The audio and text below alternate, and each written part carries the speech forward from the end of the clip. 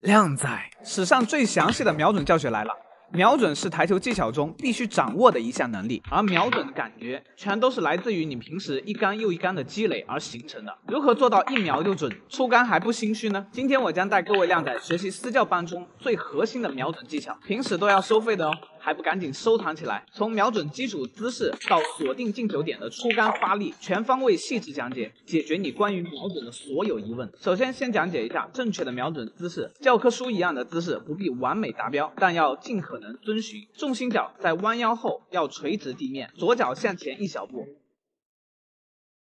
这样弯腰时重心会比较稳固。弯腰前需要先将肩膀侧过来，左手前伸，右手提起，小臂自然下垂。当球杆头刚好接触母球时，小臂也是处于垂直地面的位置。最恰当的手架距离是1掌。距离太近，眼睛看到球杆的部分会减少，这样会容易影响瞄准判断。如果距离太远，则会容易出杆不稳。像这样，小臂和右腿同时垂直地面，上半身形成一个直角三角形，是公认最利于瞄准和打准的姿势。几乎任何时候都要保持这个三角形的状态。从正前方看，手架、下巴、肘关节会完全在一条直线上，这样有利于眼睛看向什么地方，球杆就能朝向什么地方。从侧面看，握杆手、肘关节、肩关节会在同一平面内，这个面是垂直进球线的，这样有利于瞄准完成后回杆和出杆都能保证球杆始终在这条进球线内，比较利于打准。详细的标准姿势可以到我主页上搜索姿势。接着讲一下视线焦点，人之所以长着2只眼睛。靓仔，接着讲一下视线焦点，人之所以长着2只眼睛，是因为可以通过2眼的视角差来估算目标物体的距离和体积的大小，所以台球的瞄准不能像木工测量物体直度一样去闭起1只眼睛瞄准。几乎每一个人都有主副眼之分，但是有重度的也有轻度的，这对我们的瞄准会有什么样的影响呢？2只眼睛比较平衡的人，趴下去时，球杆放在下巴正中间，看到的画面是这样的，左右2只眼睛看到的画面会比较对称。假如你的主视眼是左眼，那么你在趴下去的时候，如果球杆放在中间，你就会感觉瞄得太偏左了，想往右边瞄一点，结果一打偏右了。这种情况其实很简单，你只需要把球杆微微调整到下巴的左侧，就是稍微靠近左眼下方，一定不是正下方，因为只要你右眼没问题的话，都会平衡掉一部分瞄准的感觉。那么怎么判断哪只眼睛是主视眼呢？可以用手指指向远处的一个点，接着遮住左眼，看看手指是否还指着这个点，再遮住右眼，看看哪只眼睛指着这个点就是主视眼了。如果都没有指着，说明你没有主副眼之分。想要成为一代准神，下巴是必须贴球杆的，但是大多数人这点做的不是很好。有的人运杆头会上下的动，有的人运杆老是会卡着下巴，非常的不顺，这是因为你的大臂协调性不够好。如果球杆还无法平顺运行的，请看一下我主页置顶的第1条视频。当球杆可以贴着下巴平顺运杆时，说明你的 98K 已经安装好了。有了以上基础，就可以开始正式训练瞄准了。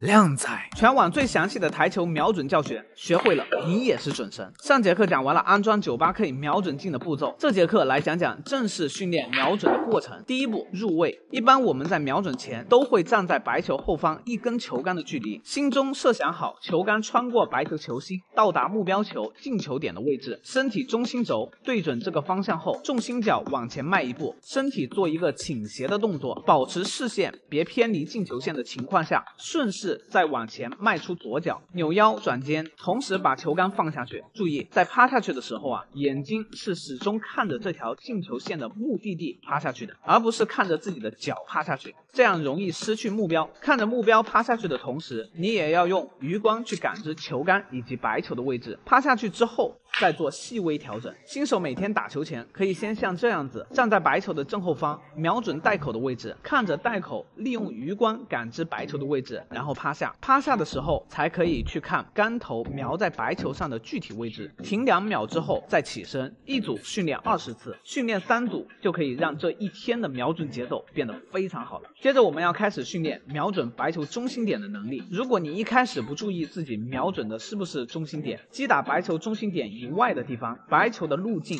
与球杆的方向是不一样的。大多数打不进的情况都是这个原因。如果点瞄歪了还想打进，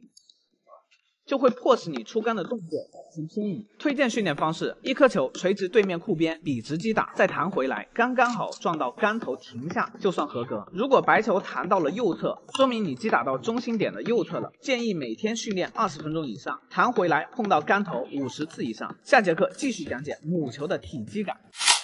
靓仔解决了主视野和母球击打中心点的问题后，现在要开始学习母球的体积感。训练台球瞄准的初期主要是训练体积感，因为新手即使找到了进球点，也会注意力不集中，无法锁定。所以我们先用直球训练白球路径的体积感觉，感受左边与右边还有中间3条线同时瞄准出去，穿透目标球对应的3个点直达袋口。此时任何一点偏差你都能察觉得出来。用体积感瞄准，你可以将白球的路径牢牢锁定在这个方向上，准度瞬间提升。这种感觉的训练建议每天1个小时以上。角度球瞄准训练，当白球撞击目标球的瞬间，2颗球心的连线就是目标球运动的方向。无论白球在什么角度，最终都是打到这个位置。我们需要在瞄准的时候，想象出一颗与目标球大小几乎相等的假想球出来，感受它俩的体积连线朝向袋口，再用假想球的体积宽度与白球连成直线。职业球员初期几乎都是这么锁定进球感的。这里建议大家可以用这种方式去练习大角度的薄球，用母球体积路径的边缘去蹭到一点目标球，将其打进。每天训练这种感觉1个小时以上，这整套科班式的瞄准教学训练下来，你将会成为下一代尊师。评论区留下你最想学的技巧，我教你怎么练。下课，靓仔学会这7个台球小技巧将受用一生。技巧1：偏赛球，白球和目标球笔直，想要强行走位黑球的话，容易失误，可以抬高后手打在左塞的位置，白球就会产生小弧线走到黑球合适的位置。技巧2：跳半球，白球被障碍球阻挡了一点点，直接击打容易撞到障碍球而犯规，可以抬高后手打在中高杆的位置，就可以让白球起跳一点点越过障碍球，将红球打进。技巧3：白球弹库跳，当白球被围死在袋口附近时，直接用跳杆跳球非常困难。此时只需要斜对库边击打中高杆的位置，白球就能轻轻松松越过球堆将黑球打进，非常好用。技巧4：勾库球，现在我们打黑八，如果不犯规能被打进吗？当然可以，因为胶边是软的，力量越大，白球陷入的就越深，自然能够顺利的避开障碍球打到黑球。技巧5：富贵险中球，这种球直接打，白球基本都会静待犯规，可以抬高后手中杆大力击打，就可以让白球在袋口潇洒走一回。技巧6：自由球打贴库球，直接放在后面容易失误，可以放在目标球后留1毫米左右的距离，然后往75度击打，可以轻松打进。技巧7：袋口借球，遇到这个球型，新手可能会很高兴的将3号球直接打进，可下一秒就蒙圈了，黑八怎么打？正确的方法是用3号借9号下，瞄准9号右侧一半的位置借下，白球还能自然的走到黑球的位置，这才是高手该有的样子。下课。